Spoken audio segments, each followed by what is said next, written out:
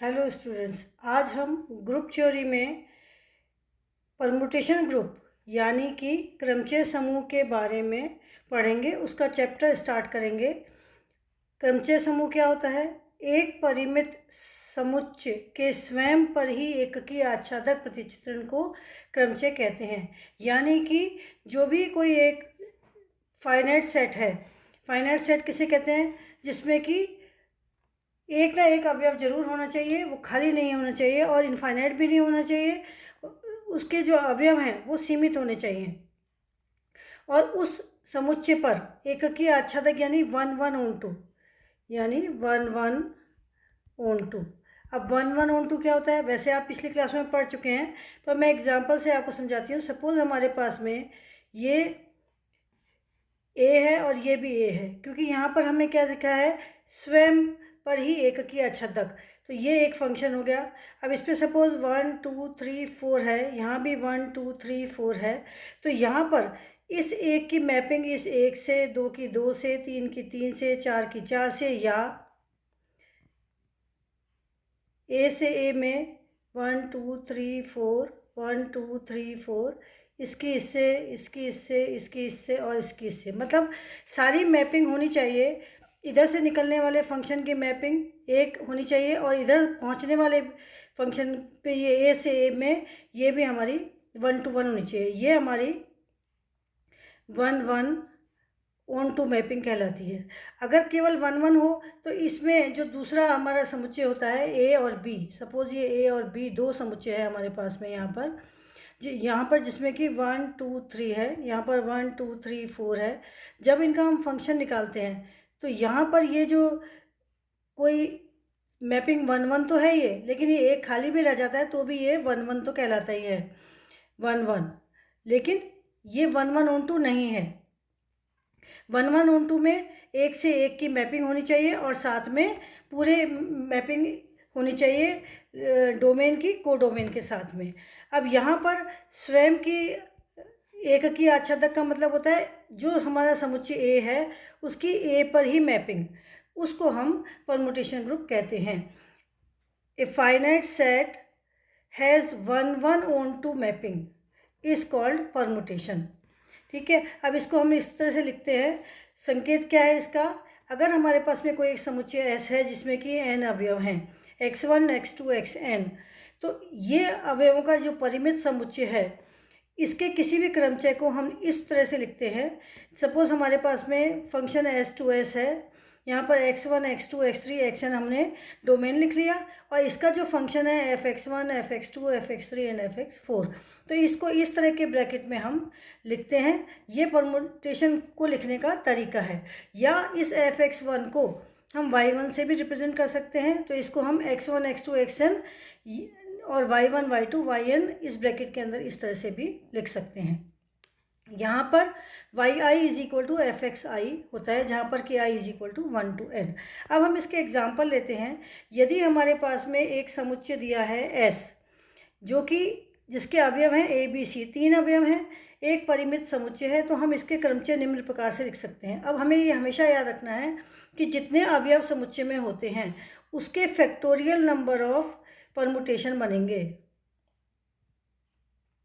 तो इसके कितने परमुटेशन बनेंगे? 6।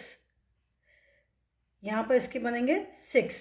तो अब हमको 6 परमुटेशन कैसे बनेंगे वो हमें देखने हैं। तो ये जो S हमारे पास में समुच्चय है A, B और C, इसके परमुटेशन क्या क्या हो सकते हैं? A, B, C, A का मैपिंग A का मैपिंग B, B का मैपिंग B और C का मैपिंग C। तो एक तो ये हो गया। इसको हम यूनिट मैपिंग भी कह सकते हैं। इसी तरह से हम लिखेंगे A, B, C, इसको बदलेंगे B, C, A, फिर हम लिखेंगे A, B, C, फिर मैपिंग C, A, B। ये हमने कैसे लिया? पहले A, B, C लिखा तो सेम मैपिंग कर दिए, इसका ये। इसी तरह से जब हमने A, B, C ऊपर लिया तो नीचे A का मैपिंग B कर दिया, B के बाद C आता है, C के बाद A, फिर A का मैपिंग C कर दिया, C के बाद A के बाद B। और इसी तरह से बाकी जो और मैपिंग है A, B, C, तो अब हम A का मैपिंग, हम यहाँ पर A का मैपिंग A कर देंगे और B का C और C का B कर देंगे। इसी तरह से हम A, B, C में ए का मैपिंग यहाँ पर सी, बी का बी कर देंगे और सी का ए कर देंगे। इसी तरह से ए बी सी में हम मैपिंग क्या करेंगे, हमने ए का ए कर लिया, बी का बी कर लिया, हम सी का सी कर देते हैं, तो ये ए का बी और बी का ए। तो इस तरह से कुल मिलाकर के ये 6 परमुटेशन बन गए इसके। तो जितने भी हमारे पास समुच्चय है ये, इस समुच्चय में 3 अवयव हैं, तो इसको हम ऐसे लिखते हैं S3। और इसमें कितने परमुटेशन बनेंगे, फैक्टोरियल 3, जो कि हमारा होता है 6। तो यहाँ पर हमने देखे कि इस S समुच्चय के ये 6 परमुटेशन बने हैं 1 1 2 मैपिंग करने से। अब इसके हम प्रोडक्ट ऑफ परमुटेशन पढ़ते हैं। माना कि F और G हमारे पास में 2 परमुटेशन हैं, F और G हमारे पास में सपोज 2 परमुटेशन हैं, तो इन 2 परमुटेशन में किसी समुच्चय n के हम क्रमचय गुणन को निम्न प्रकार से परिभाषित करते हैं, g o f x equal to g of f x where x is element of S. इसी तरह से एफ ओ जी एक्स में f of ji of x इस तरह से करते हैं, और जी ओ एफ को हम जी एफ से भी रिप्रेजेंट करते हैं और एफ ओ जी को हम एफ जी से भी रिप्रेजेंट करते हैं। अब हम एक एग्जांपल लेंगे।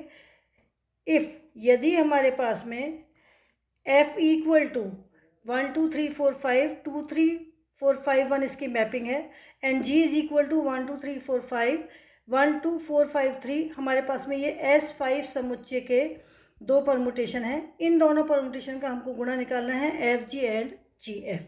तो दो तरीके से हम इसको निकालते हैं, मैं दोनों तरीके आपको बताऊंगी।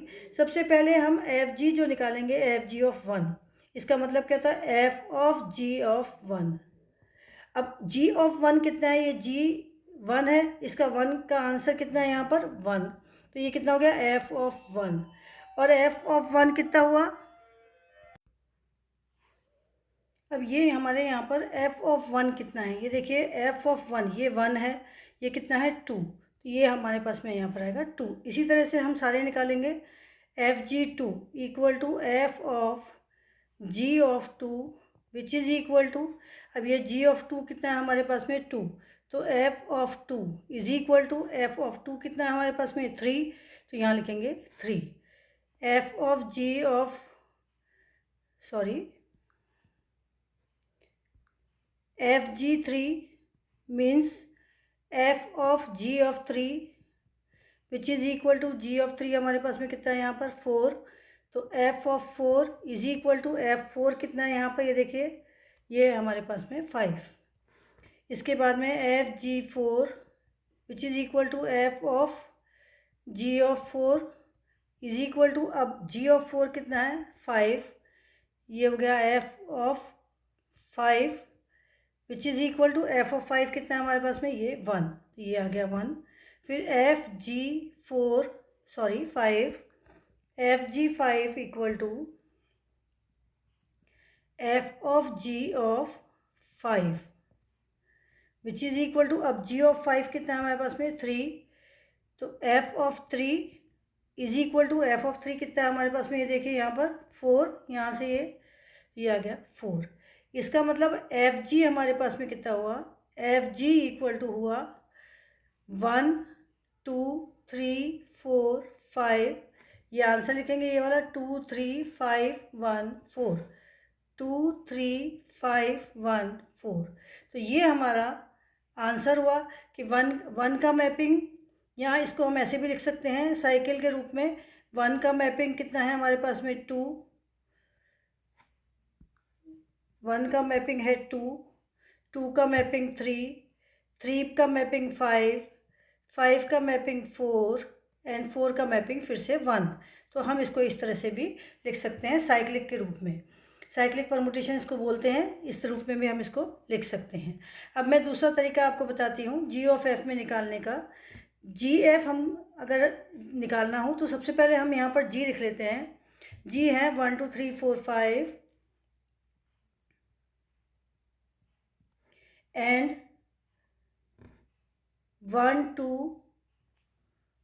4 5 3, ये हमको जी दिया हुआ है यहाँ पर, ये देखिए 1 2 4 5 3, ये हमने लिख लिया। फिर हम यहाँ लिखेंगे f, क्योंकि हमने यहाँ पर f बाद में लिखा हुआ है ये, तो यहाँ एफ लिखेंगे 1 2 3 4 5, 1 की मैपिंग जितनी भी दी है लिखेंगे 2 3 4 5 1, तो हम यहाँ लिखेंगे 2 3 4 5 1।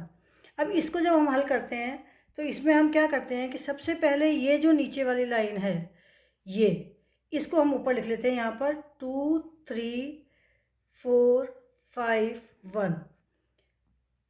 ठीक है, अब यहाँ पर ये वाली चीज़ ऐसे के ऐसे सेम लिख लेते हैं 1 2 3 4 5 2 3 4 5 1। अब हम क्या करेंगे कि इस F में ये जो इस G में ये जो हमारा G है ये वाला, इसमें 2 की मैपिंग क्या है 2, तो इसके नीचे 2 लिखेंगे। फिर 3 की मैपिंग क्या है यहाँ पर 4, तो यहाँ 4 लिखेंगे। फिर 4 की मैपिंग हमारे पास में क्या है 5 लिखेंगे। 5 की मैपिंग 3 ये, और 1 की मैपिंग 1। अब हम क्या करेंगे कि इसमें से ऊपर की लाइन लेंगे और इसमें से नीचे की लाइन लेंगे, वो हमारा आंसर होगा। तो हमारा आंसर क्या आएगा इसमें, इज इक्वल टू 1 2 3 4 5 2 4 5 3 1। तो आप FG, अब हम यहाँ देखते हैं कि ये 1 2 4 3 5 ये आ रहा है, तो हमने क्या देखा कि FG is not equal to GF। इसका मतलब जो क्रमचय है वो क्यूमुटेटिव नहीं है, यानी कि क्रम विनिमय नहीं है।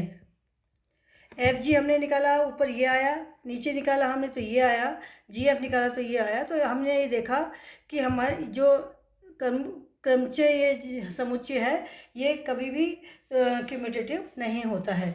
अब इसमें हम एक चीज़ और देखेंगे कि आपको एग्ज़ाम में चाहे तो मल्टीप्लिकेशन इस तरह से कर सकते हैं जैसे कि मैंने ये वाला किया है ये, और चाहे तो आप मल्टीप्लिकेशन में ये वाला प्रोसीजर अपना सकते हैं। दोनों में से कोई सा भी एक करेंगे, दोनों का सेम ही आंसर आएगा। तो इस तरह से आपको परमुटेशन की डेफिनेशन मैंने बताई, परमुटेशन की मल्टीप्लिकेशन कैसे होता है वो बताया। आपको कोई चीज़ समझ में नहीं आई तो कमेंट्स में जाकर पूछ सकते हैं। Thank you.